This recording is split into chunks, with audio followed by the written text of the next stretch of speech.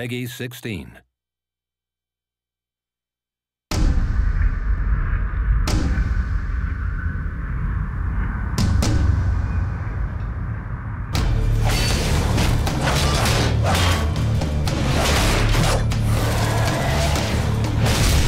Our original vision for Darksiders was pretty grand, and we weren't able to execute on that fully in Darksiders 1, but Darksiders 2, a lot of the stuff we really wanted to have in there, like loot, like skill trees, leveling up, a big world that you could explore at your leisure, getting new abilities that allow you to then see more of that world. We get to do a lot of that in Darksiders 2, and we're really excited about it.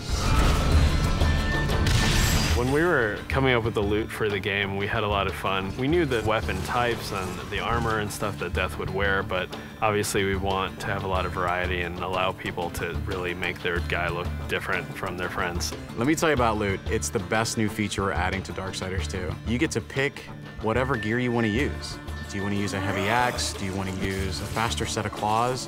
Do you prefer extra fire damage? Do you want added strength? Do you want added stamina? There's got to be thousands of pieces of loot. I mean, not is there a bunch of visual combinations, there's a bunch of statistical combinations. Of course, you're going to find just common stuff, and then you're going to start to find some that have magical properties. You're going to get some that really are loaded up with stats, and eventually, our top-tier loot is called possessed weapons, and those are going to be a lot of fun because they stay with you, and you're actually able to take items that you found, and you can feed those items into the possessed weapon to increase their power. Essentially, the possessed weapons level up with you based on how often you feed them with the loot that you don't want anymore. And I think it's that tier of loot that we're introducing that's going to be the most exciting.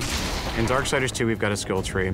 There are two major sides. You've got the Necromancer side and the Harbinger side. The Harbinger is more warrior-based, melee, in-your-face, hand-to-hand combat, weapon-based combat. Necromancer is your spellcaster. Your big nukes, fire, arcane, lightning, all that cool stuff. There's certainly not a chance to just stand in one place in Darksiders 2. The characters are more aggressive in this game. They're kind of up on top of you very quickly. So one, you have to think a lot quicker than you did on the first one. But because you've got so many different tools to handle that combat now, players can handle it in a lot of different ways. They can hold back and use a lot of the magic if they're not very good at the melee combat, but you can also get in and get through from a very up close and personal style of gameplay. So it's really down to the type of player who's playing the game.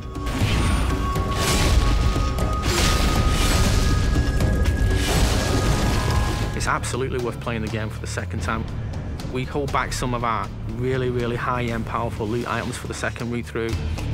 There are quests that are going to force you to explore the world into nooks and crannies you didn't even know existed, and to go down through some pretty serious content. And some are funny, some are serious, but there's a lot to see. It sort of harkens back to the elements that were special in old school games. That's what we really wanted to pack into Darksiders 2. We want people to sense our passion.